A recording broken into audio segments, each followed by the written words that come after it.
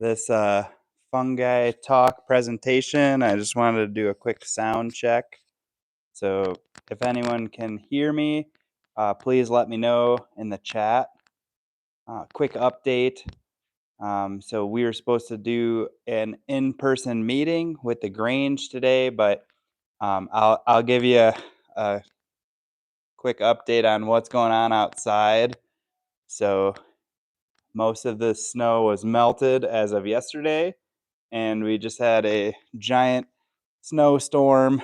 I've got a little fire going right now, and usually I can see all the way down into Castle Rock, but as you can tell, it's pretty snowy out there. So I thought I would do my best to try and do this presentation remotely. So yeah, I've got my laptop here set up for the PowerPoint, and then I've got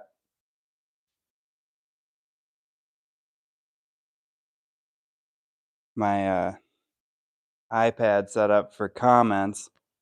So how is this audio coming in? Are we can you guys hear me? Is everything okay?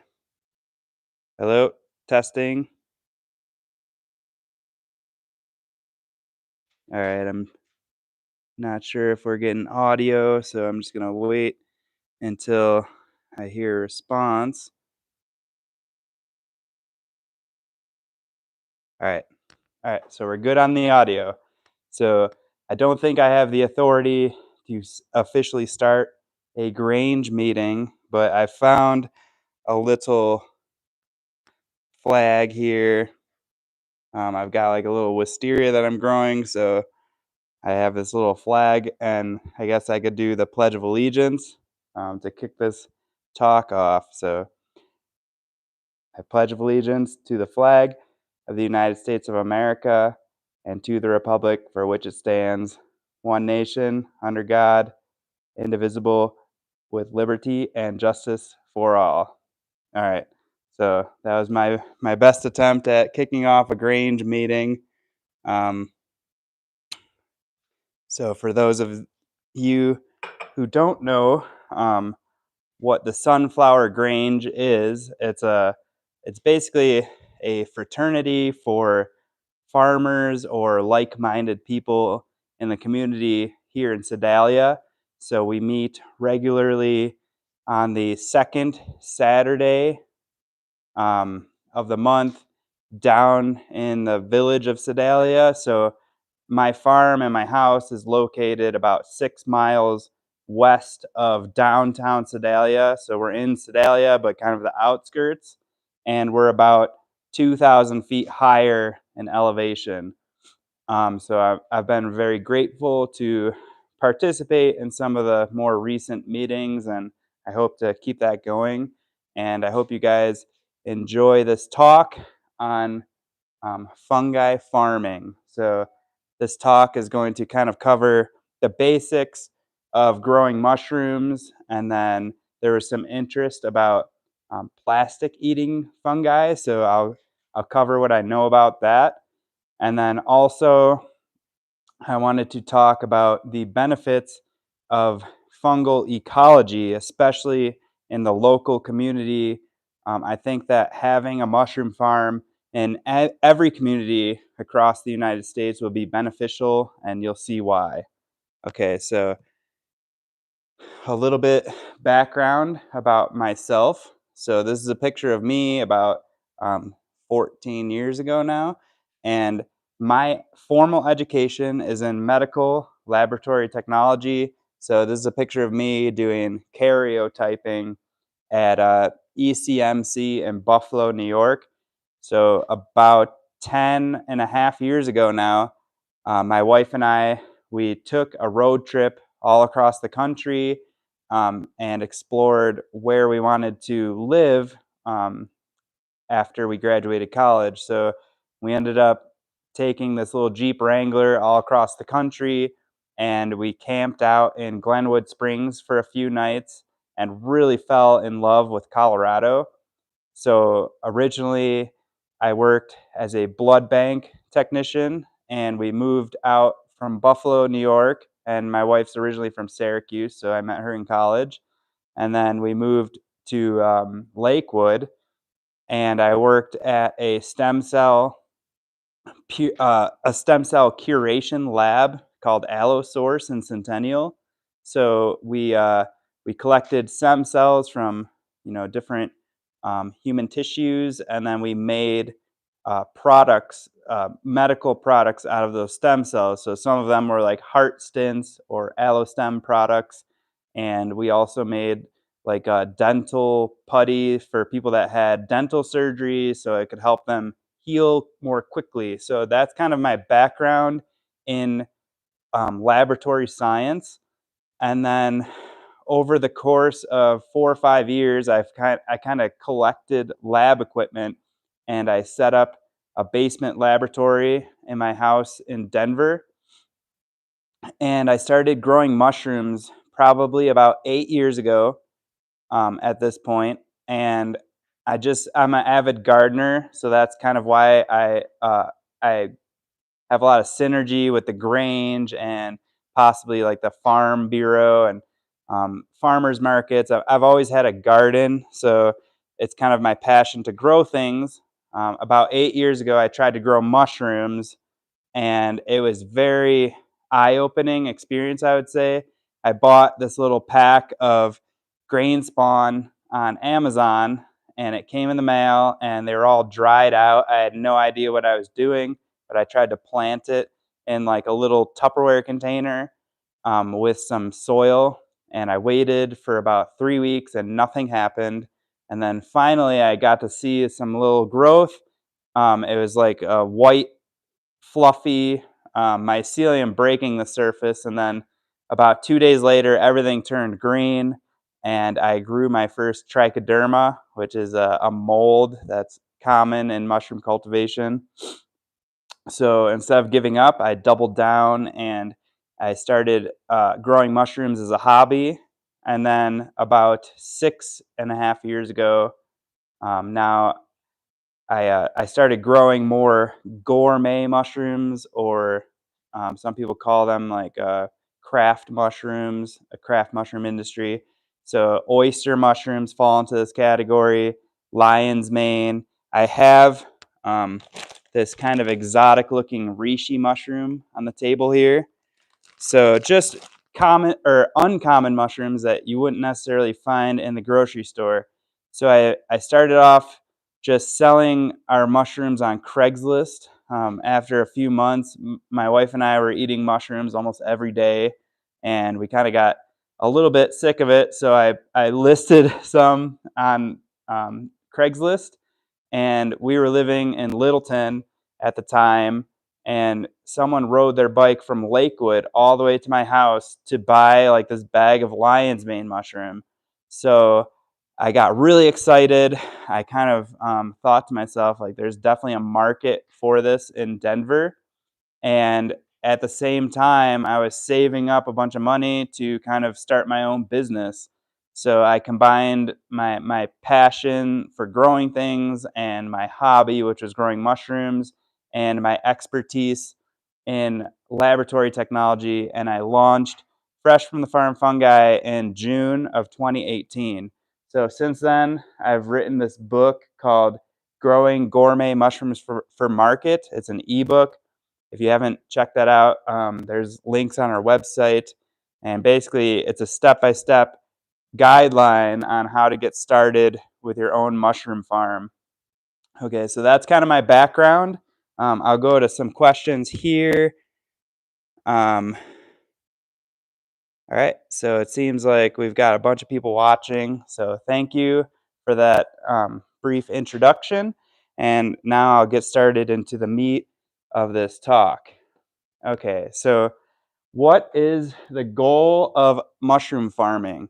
So I guess there's two main goals that I can describe when you're growing mushrooms. The first one is very important, and that is to reproduce nature in a controlled environment. So mushrooms are very finicky. If you think about in nature, usually they will appear within a couple days after a big rainstorm. They have very unique parameters environmentally, which is very important when you're trying to grow mushrooms. You want to replicate what happens after a rainstorm. What are the temperatures? What are the variables that occur that cause mushrooms to fruit? Okay, so then the next goal of a mushroom farm is to produce high quality, nutritious mushrooms in a repeatable and sustainable manner. So if you can't do this repeatable or sustainably, then you're not going to make money and your business will fail. So these are kind of the two main goals: is you have to replicate nature, and then you have to do it in a successful way that will propagate the growth of your business. Or if you're just doing it as a hobby, you just want to be able to get the value back that you put in. So even if you're just growing mushrooms in your garden, you don't want to put in all this effort and then not get any success. Um, okay, so where do we do this? I kind of wanted to focus on three main areas where you can grow mushrooms. So first of all, which most people have access to our outdoor garden beds. So that's going to be the most basic way to grow mushrooms. The next, a little bit more complicated method would be outdoor on logs. So I'll talk about that a little bit, but basically there's a few different types of mushrooms. So most of the mushrooms that I grow are saprophytic, which means that they primarily grow on decomposing wood. There are other secondary decomposers or compost-loving fungi, which that could also fit in the top category. And then also the third um, area where you can grow mushrooms is in an indoor and a controlled environment. So that is what I currently do. I'm trying to expand our farm here in Sedalia to do more of the passive outdoor methods. So these are going to be more seasonal, but it's just more upfront work with long lasting results.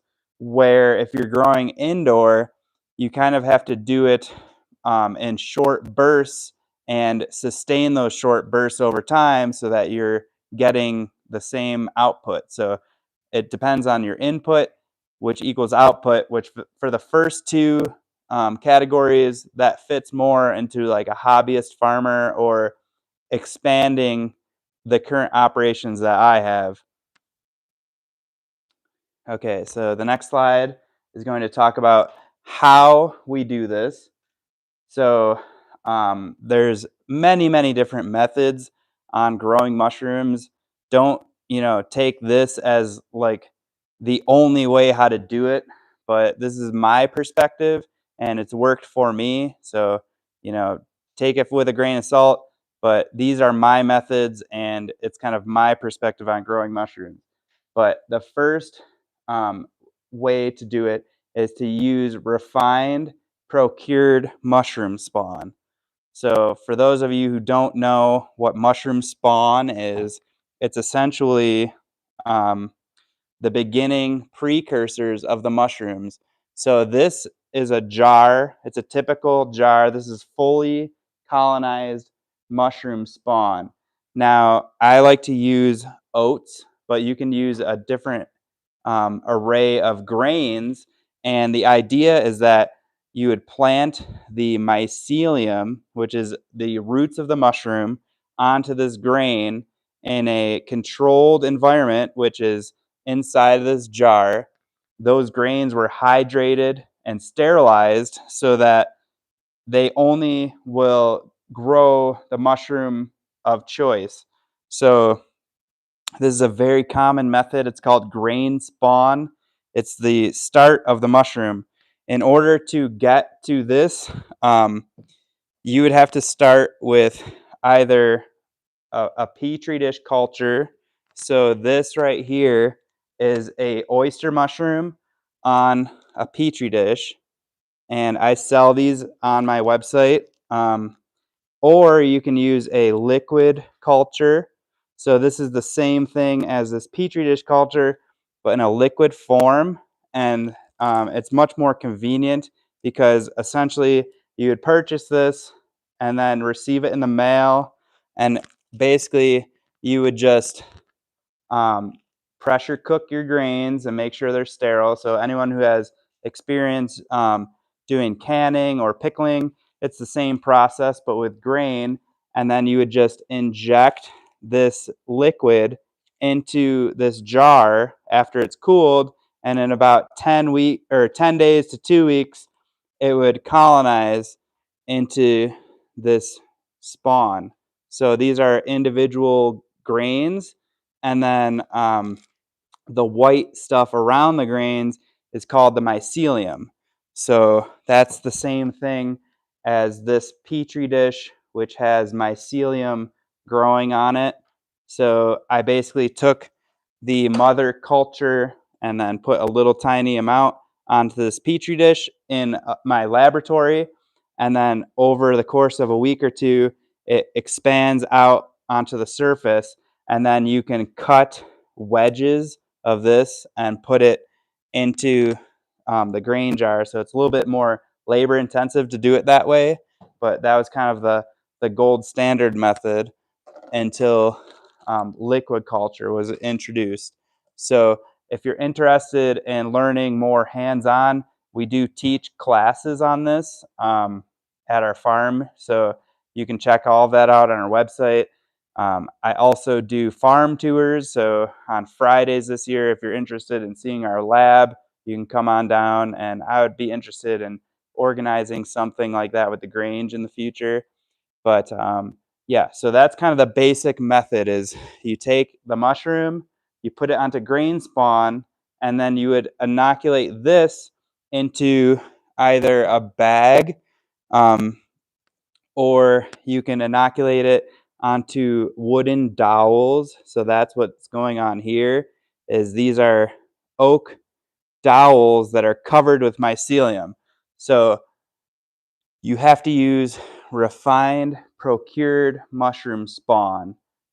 So that's just the starting substance. Instead of a seed, you get mushroom spawn. Okay, so the next bullet is you will have to plant, colonize, and then fruit and harvest this spawn. So once it's alive and going, it's constantly looking to expand. So one of the basic ways that I do this is I will expand my spawn into these grow bags. So this has been pretty common since, I don't know, the 70s or something, but it's a bag that has a filter patch.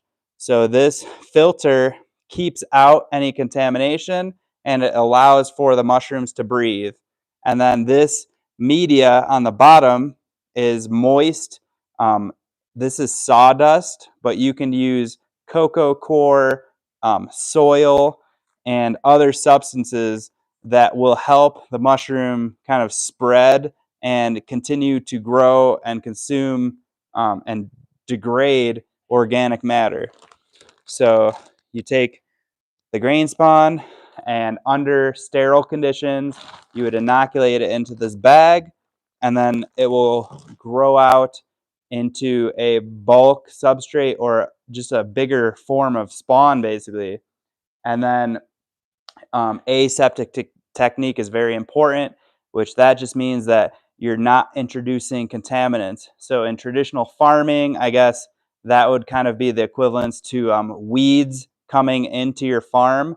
However, in mushrooms, you just have to make sure that there's no weeds that get in the system because they will quickly outgrow the mushroom, if that makes sense. Okay, so next slide. The mushroom life cycle. Okay, so this goes back to how do we reproduce nature in a controlled environment?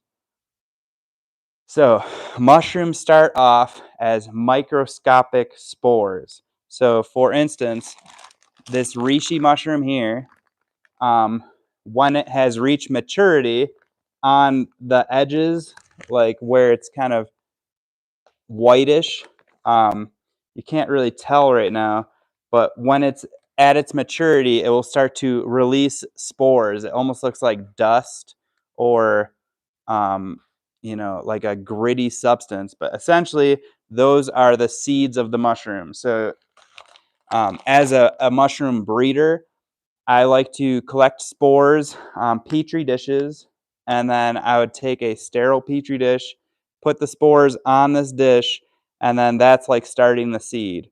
So the only difference is that, like I said before, it can't have any contaminants. So you kind of have to isolate the different mycelium on the petri dish until you end up with a clean culture, like this mycelium here. So after the spore, so 2 spores would germinate in the right conditions. So in nature, the mushroom would drop its spores and it would land on the surface of the soil. So the next rainstorm, or if it's like really moist that day, it would trigger that spore to germinate. So a single hyphae strand would come out, and then it searches for another hyphae strand of that same species of mushroom. So there could be lots of spores that germinate, but the chances of one meeting another one and then forming a mycelial connection is kind of remarkable in nature. So once those 2 spores meet, they form mycelium. So this is called a diploid culture, and they'll exchange their genetic information.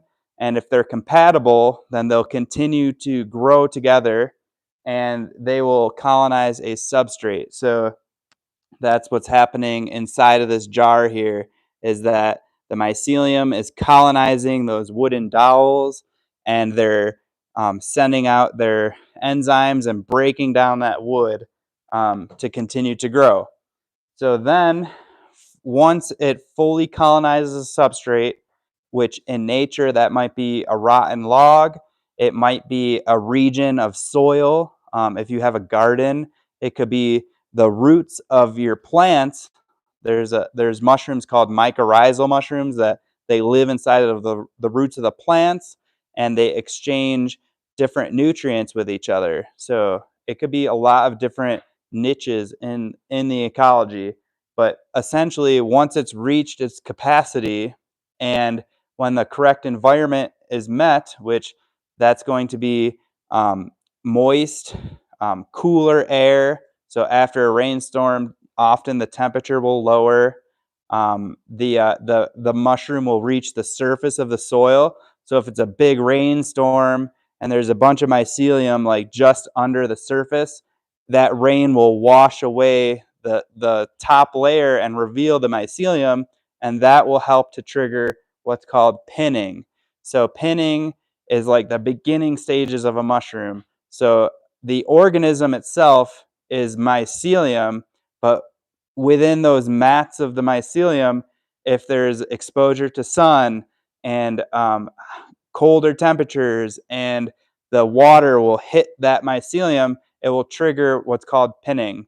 So those little tiny um, mushrooms will form almost overnight, and then they will begin to fruit. So the fruiting process is pretty energy intensive. Um, Basically, the mycelium pumps those little pins with water, and it blows it up like a balloon, and then that's when you get your mushroom. So a mushroom is essentially 80% water, and it's basically a little tiny pin, which is a nodule within this big mycelial mat, and then it triggers that to form a mushroom, and those mushrooms can grow within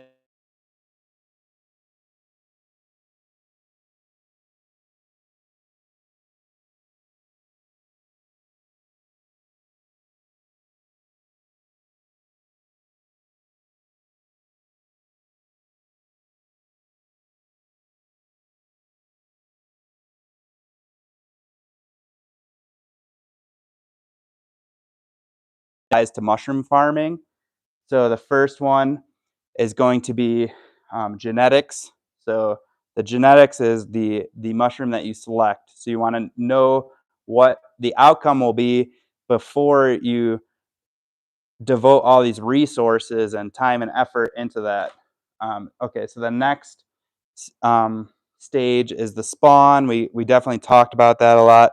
So the grain spawn, or you can also use sawdust spawn or plug spawn. There's lots of different types of spawn. It just depends on your goal. And then same thing with the substrates. You could use hardwood. You could use soil. The button mushrooms that you see in the grocery stores, those grow on compost. So you can take all of your organic waste, create a huge compost pile, and then grow mushrooms on that if you want. And then pinning, which in a farm is easily controlled. The pinning happens when I take my blocks, which is my production blocks, which are these mushroom bags that I fill with the mushroom spawn. I'll let them grow, and then I'll move them into a different part of the farm, which is cooler, more moist, and I'll cut slits in the bag so it helps expose them to air and light, and then that will trigger the pinning, and then the fruiting is just sustaining that moisture. So at our farm here, we grow our mushrooms inside tents that are within our building, and then that way we can maintain high humidity without you know, using lots of resources and stuff with irrigation and whatnot. Okay, so this is, I wanted to talk about, I guess, the most basic method of growing mushrooms, which is how I started.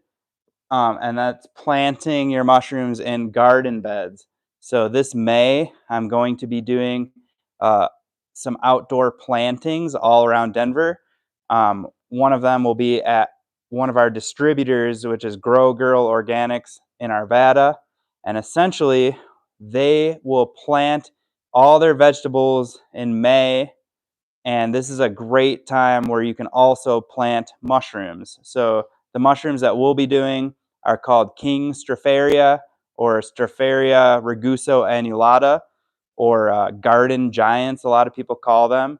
But basically, there's these really beautiful burgundy colored mushrooms. You plant them when you plant your veggies. So if you're doing tomatoes or squash or corn, you can plant them right in the rows while you're planting your vegetables. And as the season develops, this mushroom will spread with the roots of those plants. And then whenever there's a big rainstorm, you'll get what is called a flush of mushrooms. So they'll start to emerge. I actually have a magazine that came yesterday that has a picture of these mushrooms. So shout out to Field and Forest. But basically, these are the garden giant mushrooms.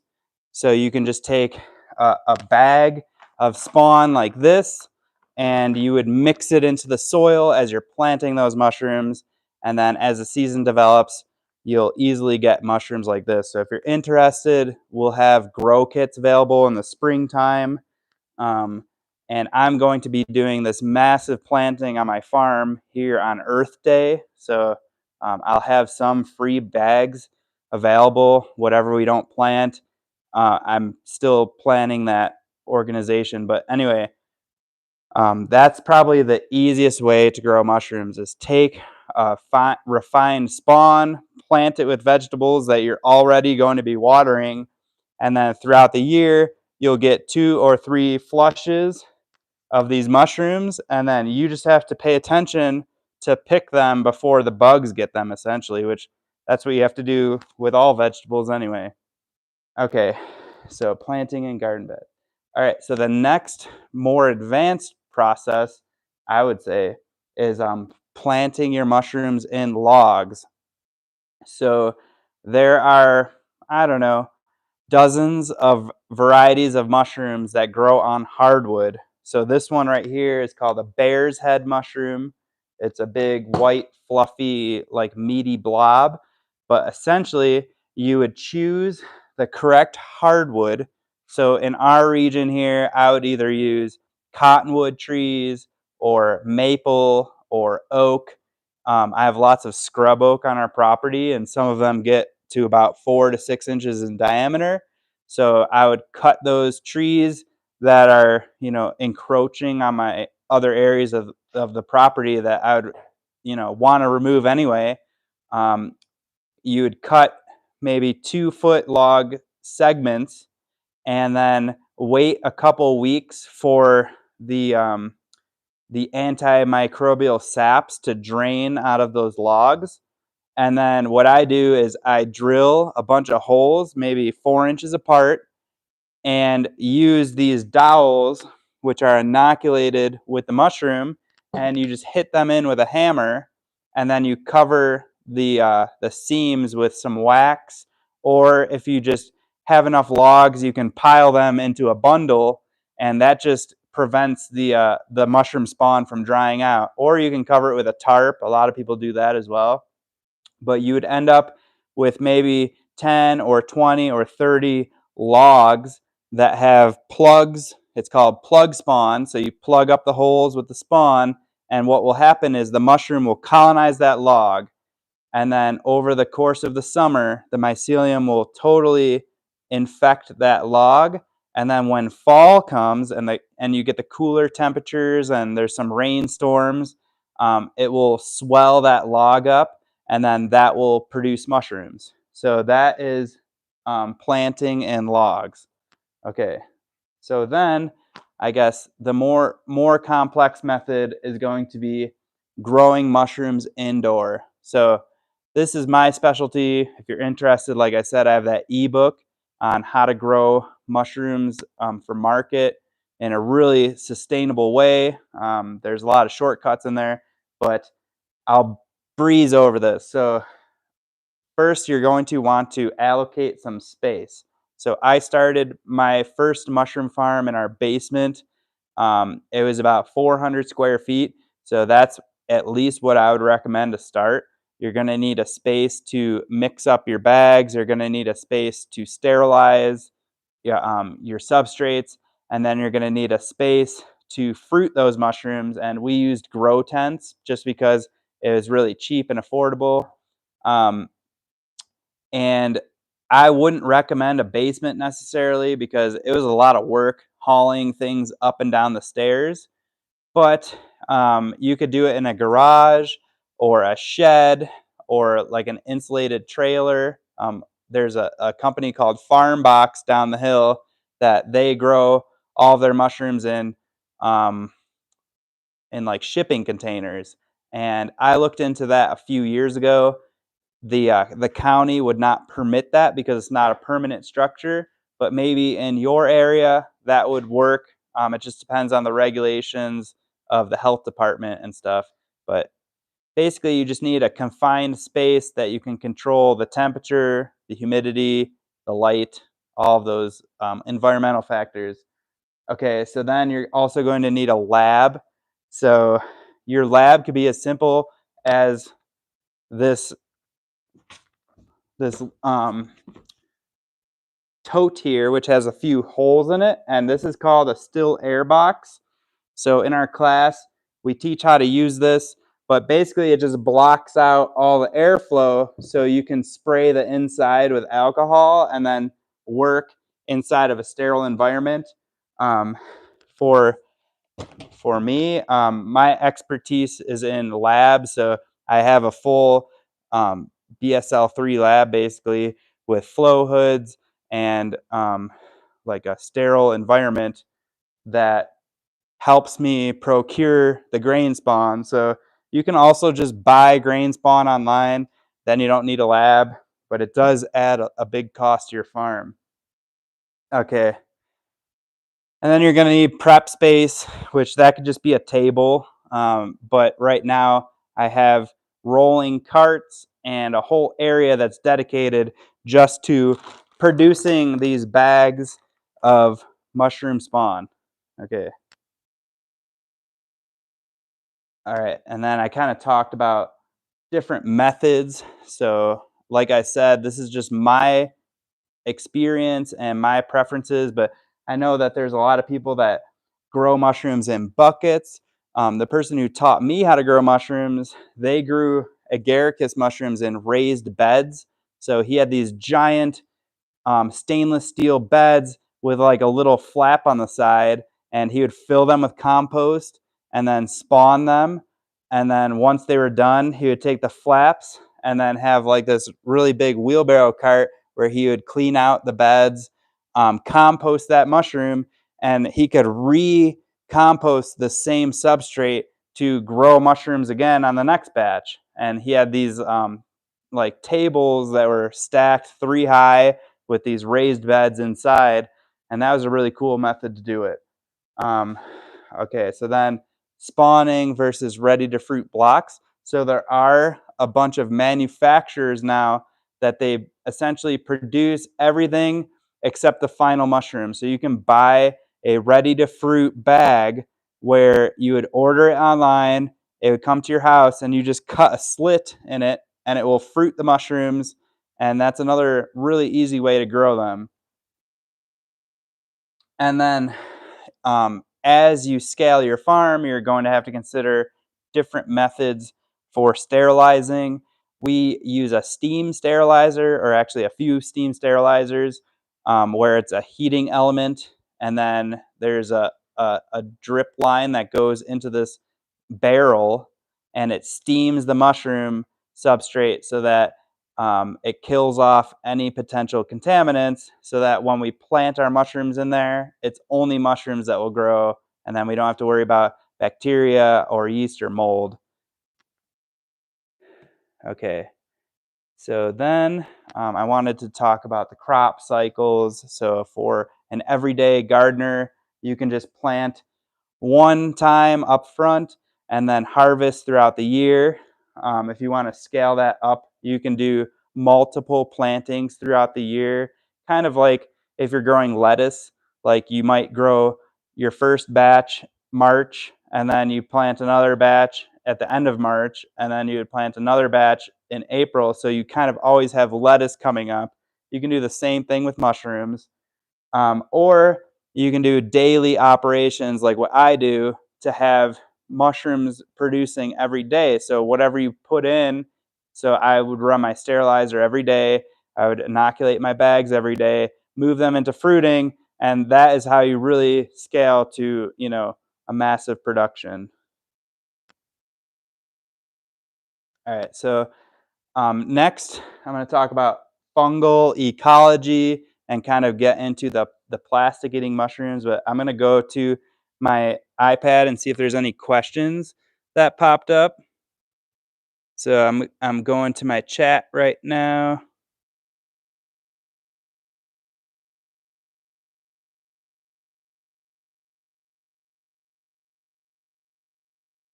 All right, so sorry, I'm trying to load up the chat here. I see there's a lot of stuff. Um, all right, so I'm just gonna go back a little bit.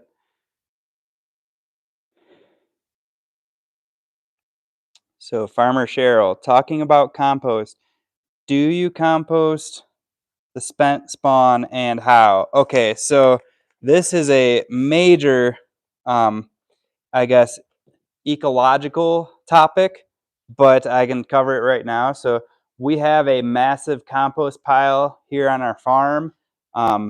In Denver, it was, pretty small. I would just compost my bags in these tumblers. So I bought these, they're basically barrels that are flipped on their side, and they rotate so that it speeds up the composting process. I still have some of those, but at the scale that I'm doing now, I basically, once the mushrooms kind of run their course, or if there's any contamination that starts to develop, I just chuck them down the hill and I have this huge pile going. Now, the wild animals love it because all the grubs and the bugs that start to grow in that compost. And my plan is to, like I said before, expand that outwards from my building. So I want to do some more outdoor cultivation, and having that compost allows me to do that. I also do sell that compost to some local gardeners. I used to bag it up every spring and then sell it at the farmer's market, but I don't have the capacity to do that anymore. So if anyone's interested, just shoot me an email. And if you bring your pickup truck, we could probably figure out something on how to get that compost out to the community, because it's very good quality compost. Everyone knows mushroom compost in the garden is really good and nutritious. I'm still an avid gardener, so I have raised beds and a bunch of different projects that I'm working on that I use all that compost for as well. So that was a really good question. Um, but if you plant the mushrooms, the living mushrooms, in your garden, there's more benefits than just compost. So the mycelium retains water. So here in Colorado, it's very dry, especially in the summer, and having mushrooms in the soil helps retain that water, because it captures it inside the mycelium, and then it will slowly exchange that water to the plant roots. So that's another value of planting mushrooms with your garden.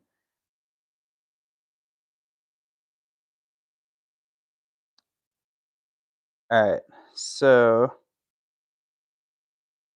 someone asked about making lots of liquid culture. So that is something that I've been working on, and skipping the grain spawn.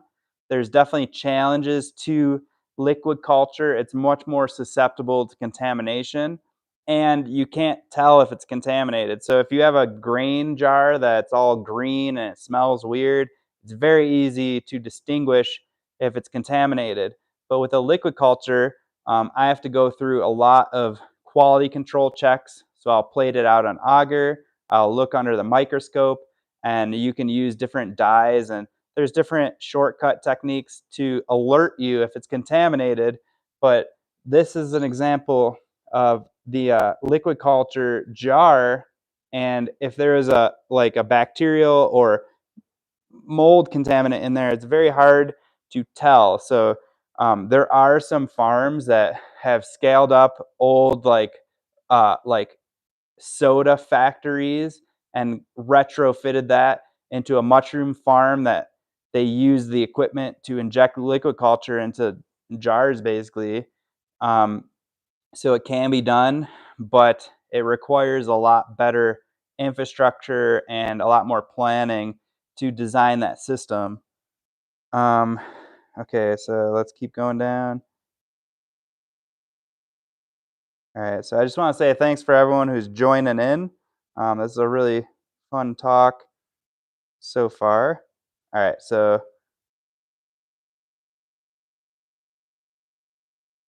all right, so I guess if anyone has any more questions about the gardening or planting or process, you can post questions in the comments, and I'll come back a little bit later.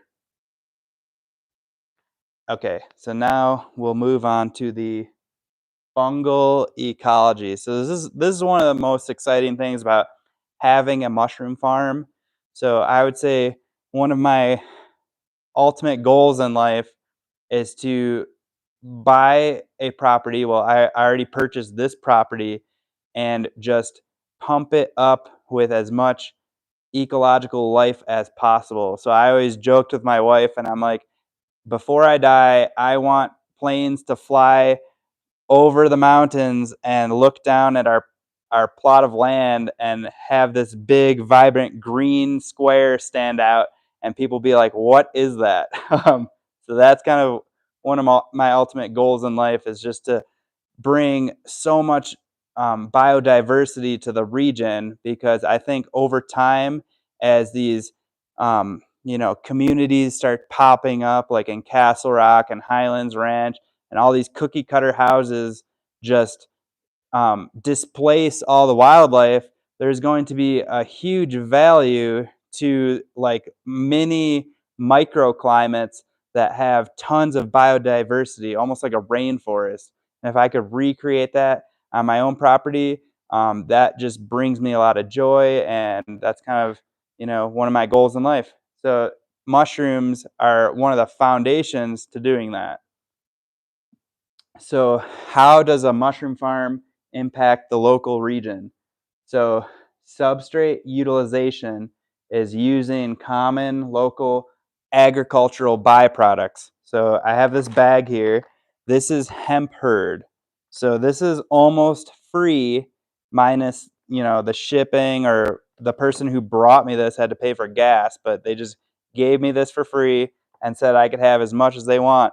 So there's this huge hemp industry that evolved in Colorado in the past decade, and people do not know what to do with this waste product. So a lot of people are bringing it to compost facilities.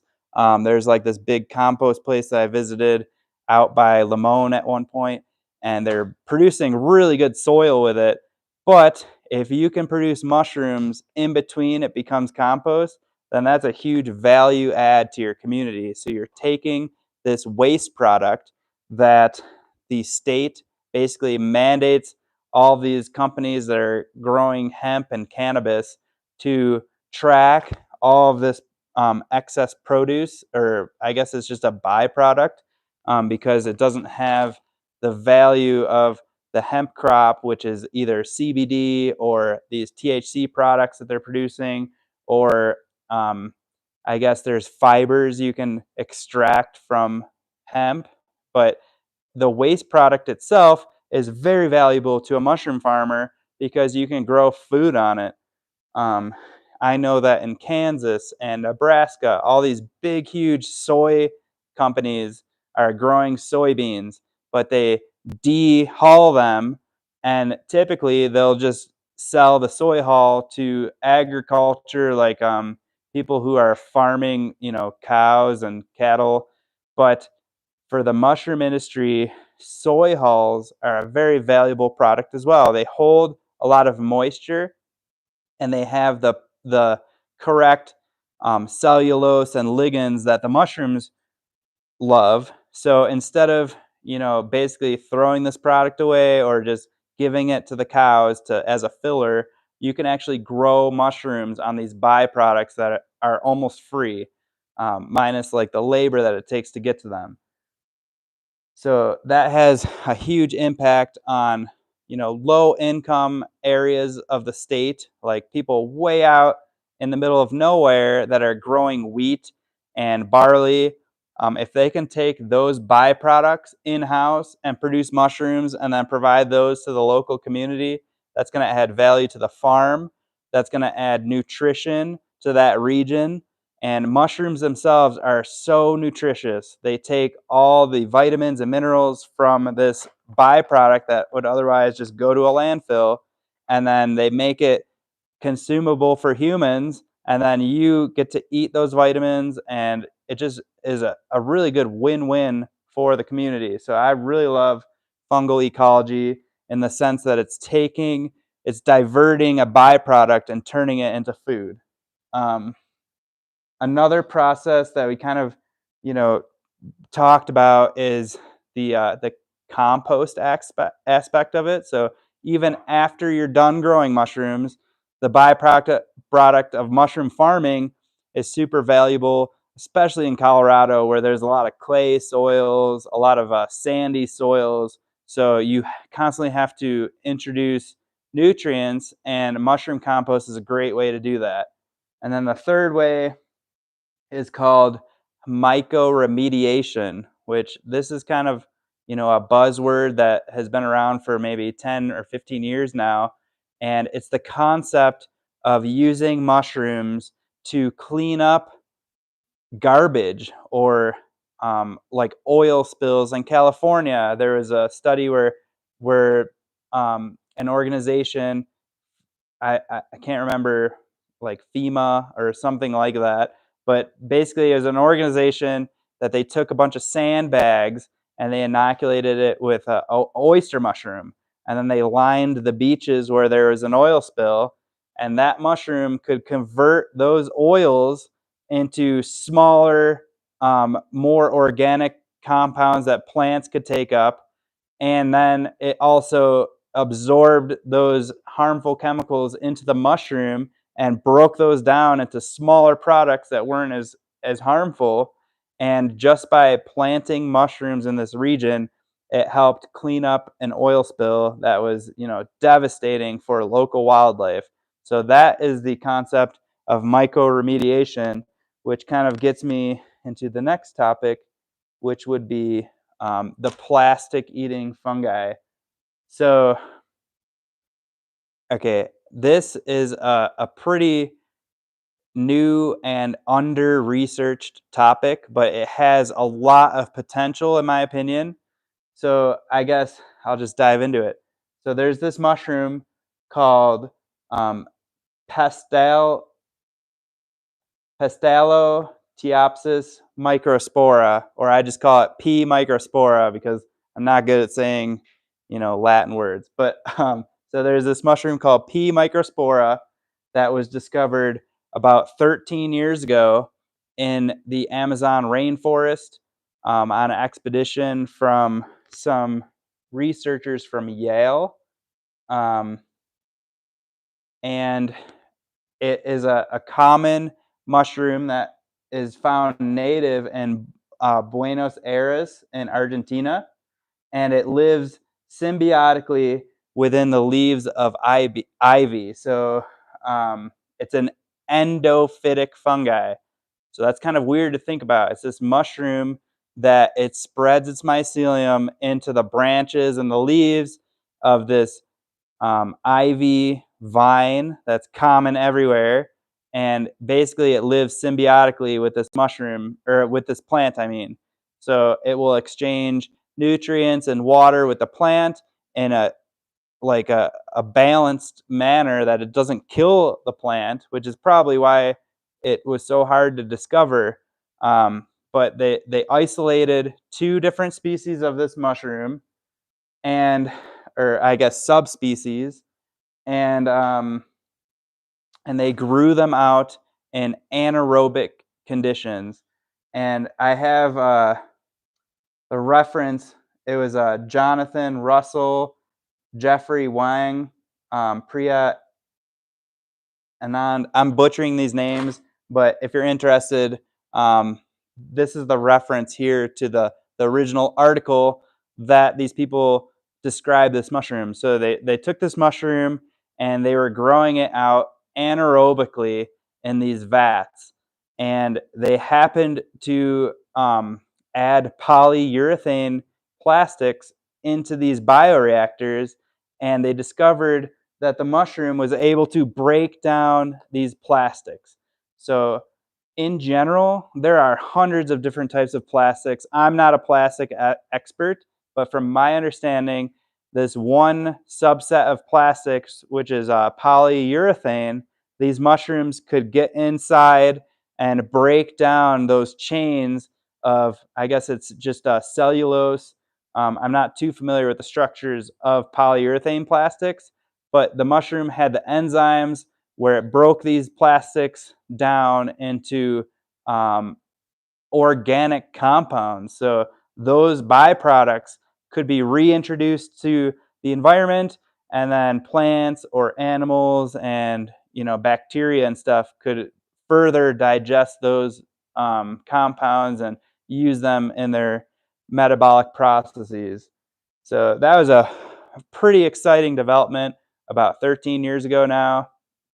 And since then, there hasn't been much more research on it. I did find another organism, though, that apparently Aspergillus tubangensis is another recently found fungus.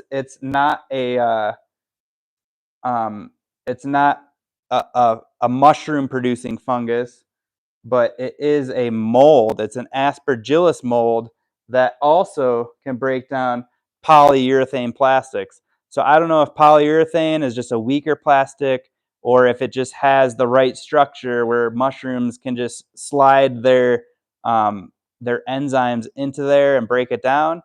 But the more common plastics, like the plastics that we use for these bags, or the plastics for these petri dishes, and if you have like Tupperware in your house, oftentimes those are polypropylene plastics. So they're a slightly different form of plastic, and they haven't found a mushroom that can break that down yet, but that's just going to come over time. So it's very exciting. If you want to read more I could post this article in the link, and then you guys can read more about that. But um, I wanted to talk about the bioremediation of plastics using in vitro digestion, which means inside of glass or in a sterile environment, which is a bioreactor. So there are some limitations to this research that's being done.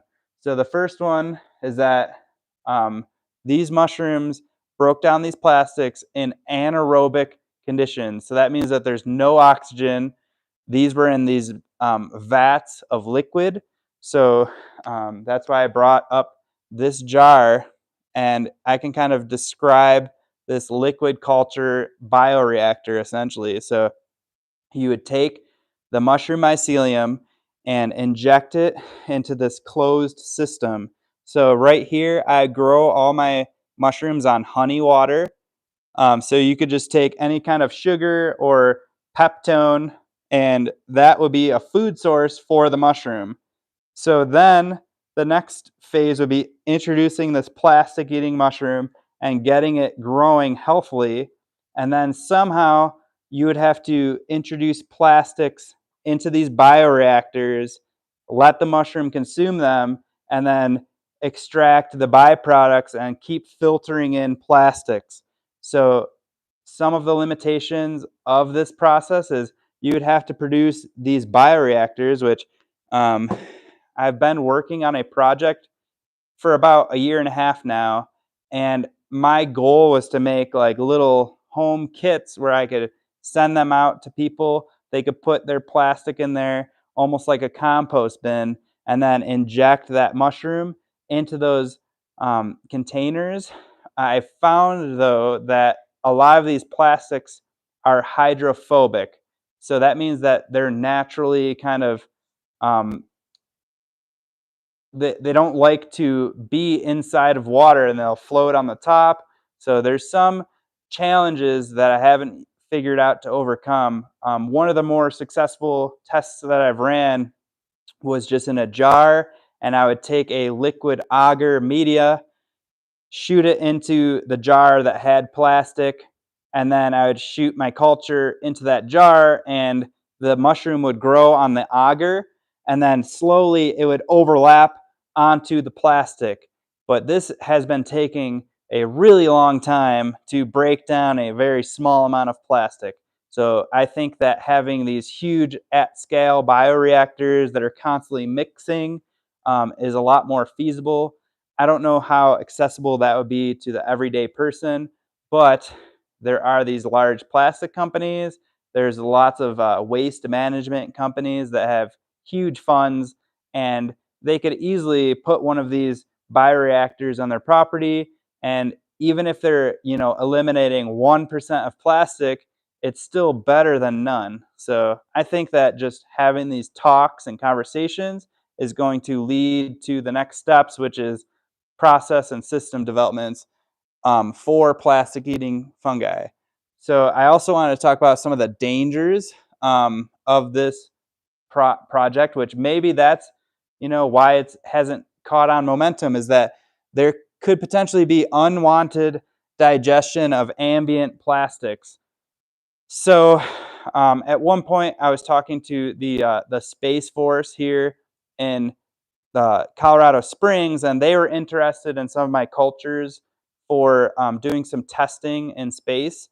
And I did bring up this topic at one point, and they were kind of concerned because what if this fungus ran rampant on the space station, and it started consuming some of those oxygen tubes or whatever. So there are some like lab leak problems that could happen because of this. So it's very important to be aware of that. Um, Also, in some of these studies, they're not really sure what the byproducts are, all of them, when these plastics are broken down, and then will that leak into the system? So that's still just a problem with plastics in general, like these microplastics that are going into the ocean, and then fish are eating them, and then people are eating the fish. So if we start breaking down plastics, are those microplastics going to get into the water systems. And there's a Colorado Department of Health, which Health and Environment, which focuses on issues like this. So I think that bringing up these ideas is just going to eventually trickle their way over to the CDPHE, and then they'll have their own ideas on how to handle it. But it's just some things to consider, with the bioremediation. So the third thing I wanted to talk about is the future implications, which that's kind of the exciting part, is will landfills be able to grow mushrooms that are consuming these plastics and reducing, the methane gases that are being released. Um, Oceanic remediation. So one of the benefits of this anaerobic digestion is that potentially this mushroom can survive underwater. So it'd be really cool to inoculate different regions of, these floating masses of garbage on the ocean, and maybe just introducing these mushrooms would help minimize those masses until maybe they're gone. I don't know. It just hasn't been done yet. And then once again, I talked about the space missions. There is a huge interest in mushrooms in space because they do convert waste into food. So if anyone has ever seen Interstellar or whatever, when that guy is growing potatoes on human poop, he could have introduced mushrooms in that half step and had mushrooms and then also potatoes, and for very little effort. There's so much potential with mushrooms in space. Some people even think that mushrooms came from space on, an asteroid or something. The spores can withstand huge, extremes in temperature and UV radiation, and it's a possibility. Who knows? Okay, so that kind of concludes the talk about mushrooms and plastic-eating fungi. I'll go back through this chat and see if there's any questions. But I kind of wanted to just let you guys know where you can find us. So you can visit our farm. Like I said, we have Eventbrites for Fridays throughout the farmers market season. We're 6 miles up west from downtown Sedalia. So if you take Highway 67, we're right across from Woodbine Ecology Center. You can visit us at the Castle Rock Farmers Market. So we'll be there Saturdays, June through August. If you come early, I highly recommend that because we've been selling out almost every week. Also, Grow Girl Organic Crop Share Program up in North Denver, like Arvada, Thornton, Brighton region. You could check out our YouTube channel, which all of you guys are watching, so I don't have to say that.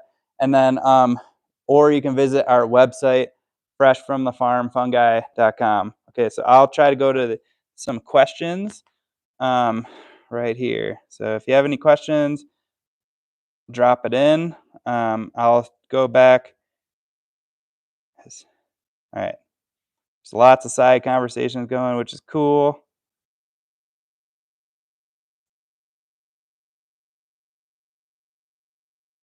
All right, so some people are talking about microscopy. So we have a whole playlist on microscopy on our YouTube channel if you're interested.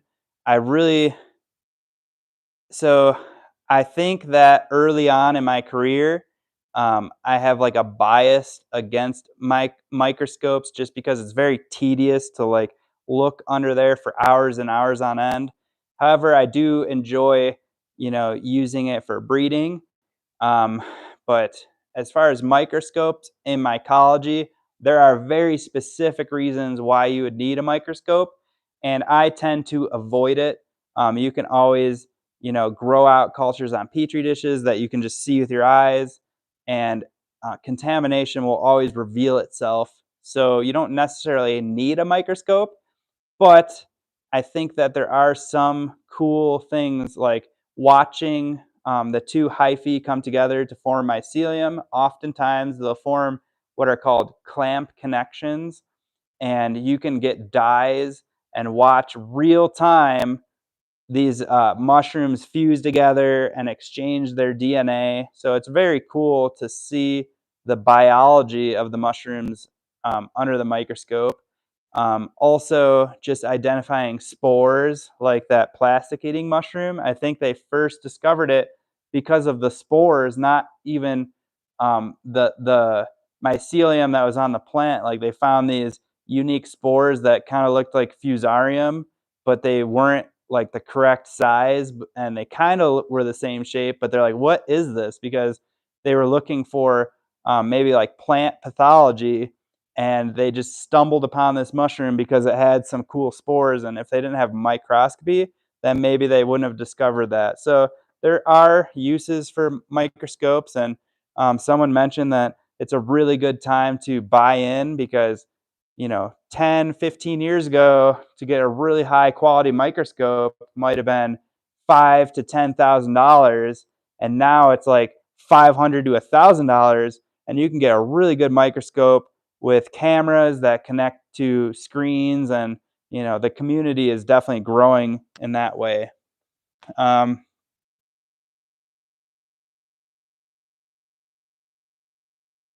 all right, well, it's coming up on noon now, so I'm gonna want to get some lunch here.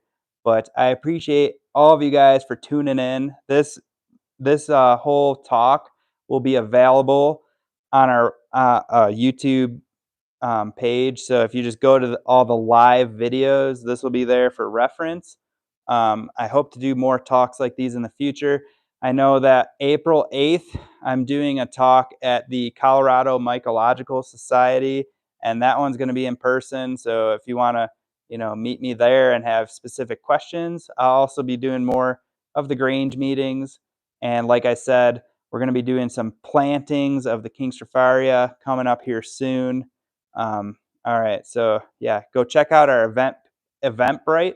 We have our first classes scheduled.